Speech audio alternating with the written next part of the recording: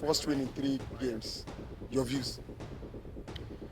Well, for me, I will not say that I'm excited, and I would not say that I'm also sober, because we all know what Manchester United fans are going through this period.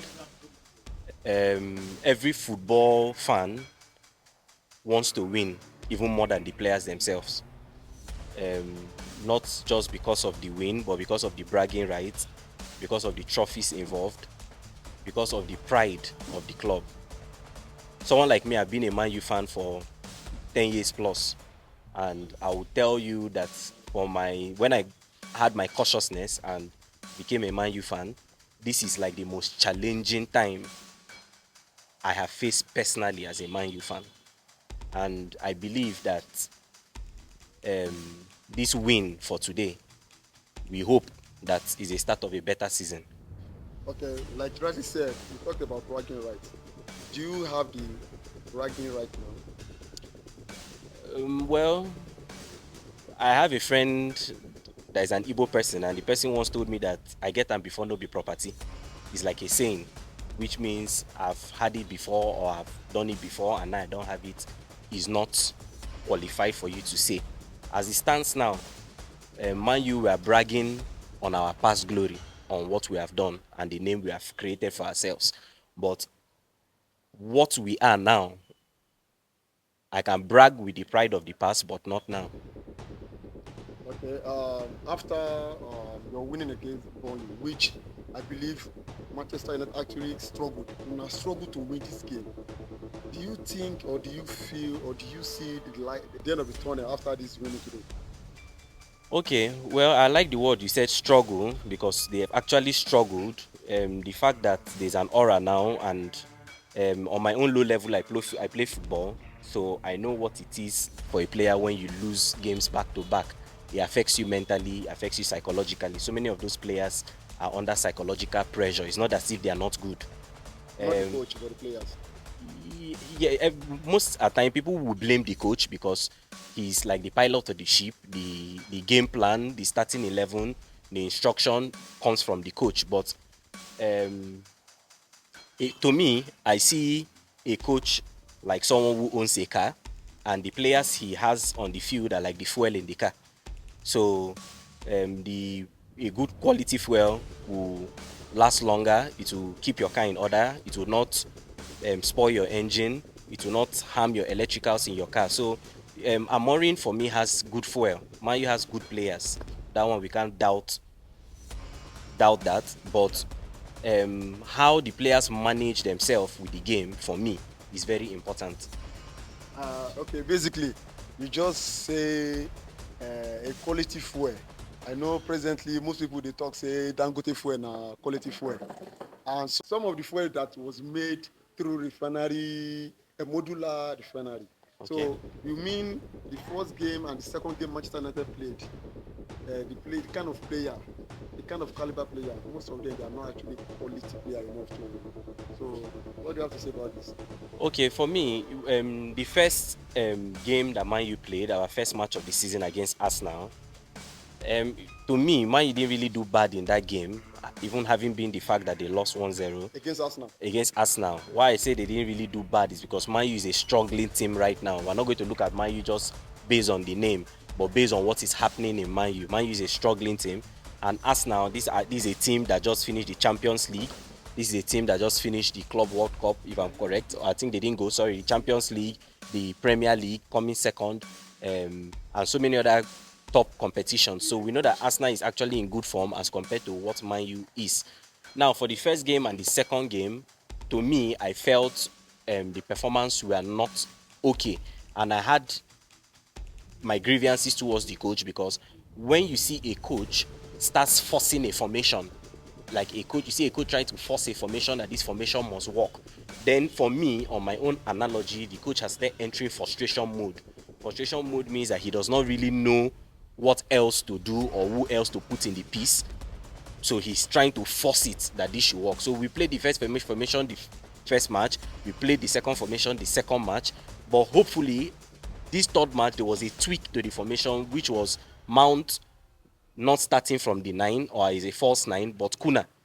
So it might not look much of a difference, but it was, because I feel Mount coming from the wing into the 9 is more preferable as a player that has stamina. He's skillful, he wants to create chances even if he's not getting the chances himself. So you could see that Mbeno played more like a 9 today. He was having chances, they were shot at goals, it was not just on Mount. So I think we were able to come out with the win for this one because there was a slight change in formation, and I think that is where Amorim got it right. Okay, moving forward, do you see Manchester United climbing onto this victory to, to forge ahead and also to win maybe next few games?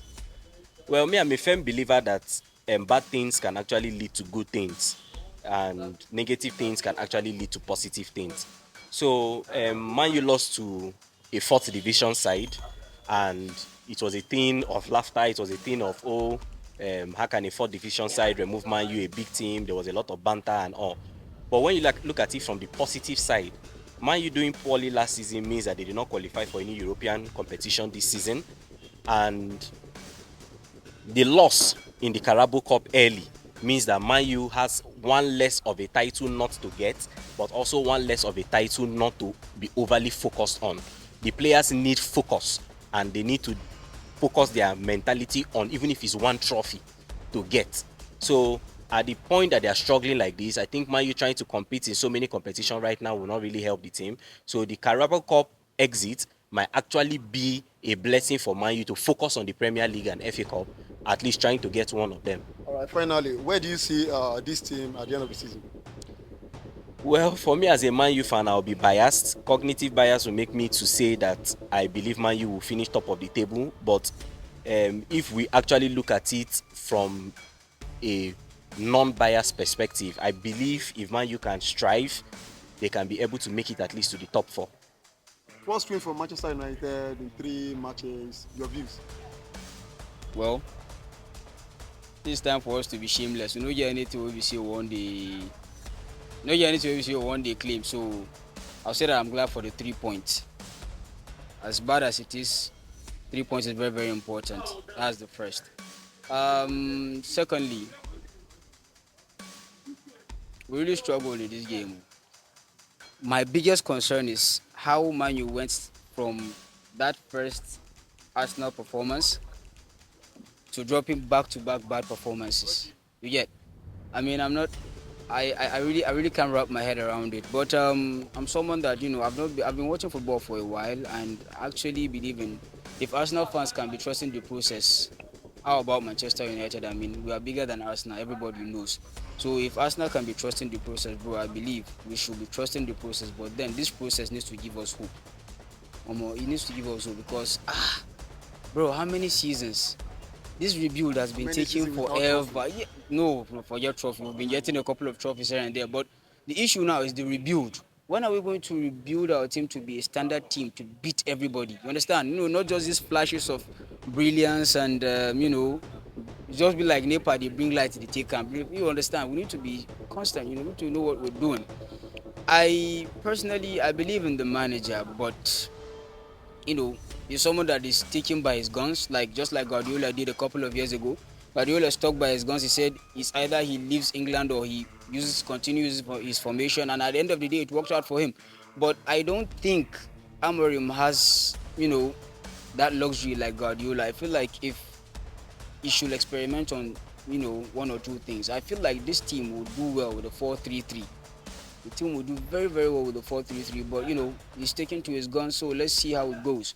So basically, you are saying the 3-4-3 formation at 3 at the back is not working. Well, it has worked for some people. It worked for Antonio Conte, it worked for Brendan Rodgers, but I feel like at this age and time, you've tried it for the end of last season, it didn't work, and we started the season with it. I feel like you should look at other alternatives. I'm not saying that I don't believe in him. I'm not saying that it doesn't work. But, bro, look at what we are playing now. Come on. Easy now. Okay. If you were to be the coach, what other formation would you have put in place? I just said it earlier, bro. 4-3-3 will work. Because currently in this formation, Bruno Fernandes is looking like a square peg in a round hole. We're not getting the best out of Bruno. We're not getting the best out of our other players. If I were the coach, man, I would like to experiment a 4-3-3. You understand? Where you see the likes of Mount, Bruno Fernandes, Kobe Mainu, and other players feature on the midfield. You understand? And those three attackers, Cunha, Mbuemo, and not any other person, attacking fully. Bro, we can do this. Well, at the end of the day, everything lies with the coach, so keep believing. You just talked about Kobe Mino. This is the third game and he hasn't featured yet, right? So do you see Mino as part of Ruben Harmoni's project? A lot of rumors will be flying around in the media and people will just be blowing it up. Bro, let's not forget, Kobe Mino is just 19 years old. He's someone that graduated from the academy, that started going into the team. He has to wait for his time. Understand? We're trying to manage the minutes of these young boys so that they will last. Look at what happened to Pedro. Look at what happened to Gavi. Gavi had just had a recurring injury on that same knee that kept him out for more than 6 months. Understand? So, Kobe Mainu, to me, is not an issue. All this issue, about him saying he wants to leave, blah, blah, blah. I feel like it's the media blowing things out of proportion. But that boy is the future of Manchester United and he's very much part of Manchester United. I feel like they should just give him time. He's still a kid, he needs to grow. They should give him time to breathe, give him time to learn football and play. All right, okay. Finally, where do you see Manchester United at the end of the season? Well, our performances are currently inconsistent, but I strongly believe top 7 this season. Top 7? Yes, top 7. Top 4, not sure. Quote me on that. Top 4, bro, look at who is in the team. Look at the teams that are currently playing.